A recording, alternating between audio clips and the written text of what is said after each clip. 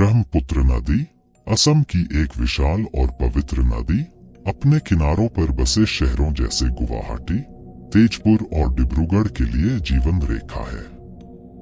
लोग इस नदी में अपने प्रियजनों की अस्थियां विसर्जित करने आते हैं, यह मानते हुए कि इसका पवित्र जल आत्माओं को शांति और मोक्ष प्रदान करता है। डिब्रूगढ़ के एक छोटे से गांव में 16 वर्षीय रमेश अपनी मां के साथ रहता था। रमेश एक तेज तैराक था जो ब्रह्मपुत्र नदी को केवल 18 मिनट में पार कर लेता था।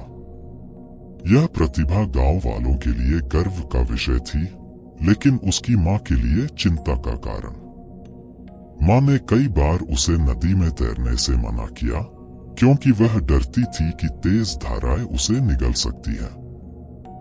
रमेश के पिता का देहांत उसके बचपन में ही हो गया था और उसकी मां गांव में छोटा मोटा सिलाई का काम करके घर चलाती थी। एक शाम गुप्ता परिवार अपने मृत बेटे अमर की अस्थियां नदी में विसर्जित करने आया। उसी समय रमेश भी अपनी तैराकी का अभ्यास करने नदी में कूदा। जैसे ही वह पानी में तैर रहा था, अमर की अस्थियों की राख उसके शरीर पर लग गई।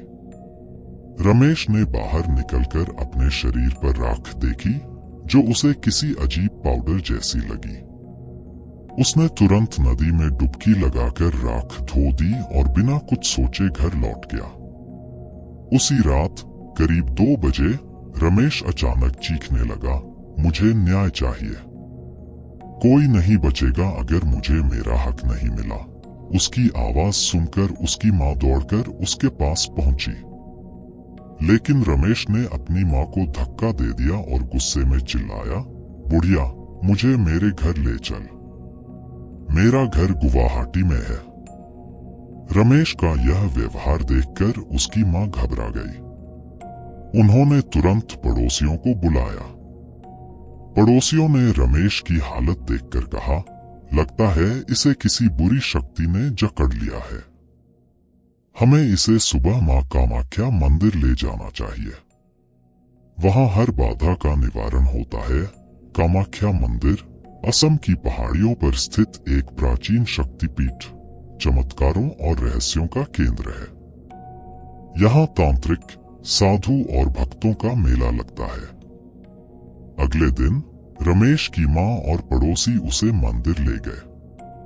जैसे ही रमेश ने मंदिर की चौखट पर कदम रखा, वह पीछे हट गया और अजीब हरकतें करने लगा। वह पेड़ों पर उल्टा लटकने लगा, पत्थर फेंकने लगा और अपने नाखूनों से शरीर खरोंचने लगा। तभी वहां एक बूढ़े साधु ने रमेश को देखा और कहा, इस लड़के पर किसी आत्मा का साया है। अगर इसका उपाय न किया गया तो यह लड़का जीवित नहीं बचेगा।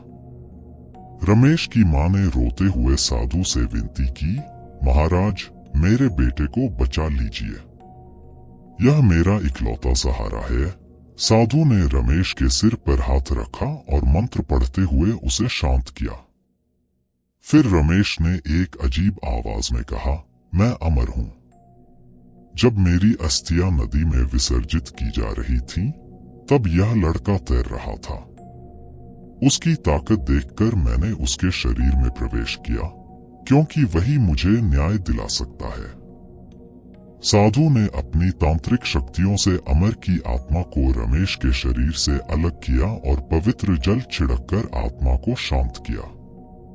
अमर की आत्मा वहां से गायब हो गई और रमेश बेहोश होकर गिर पड़ा। साधु ने रमेश की मां को बताया, जब अस्थि विसर्जन होता है तो राख में आत्मा का कुछ अंश रह जाता है। रमेश उस समय नदी में तैर रहा था और अमर की राख उसके शरीर पर लग गई, जिससे अमर की आत्मा को उसके शरीर में प्रवेश करने का मौका मिल गया। यह सुनकर सभी हैरान रह गए। रमेश की मां ने मां कामाख्या का आशीर्वाद लिया और रमेश को घर ले गई। इस घटना के बाद रमेश ने कभी भी ब्रह्मपुत्र नदी में तैराकी नहीं की।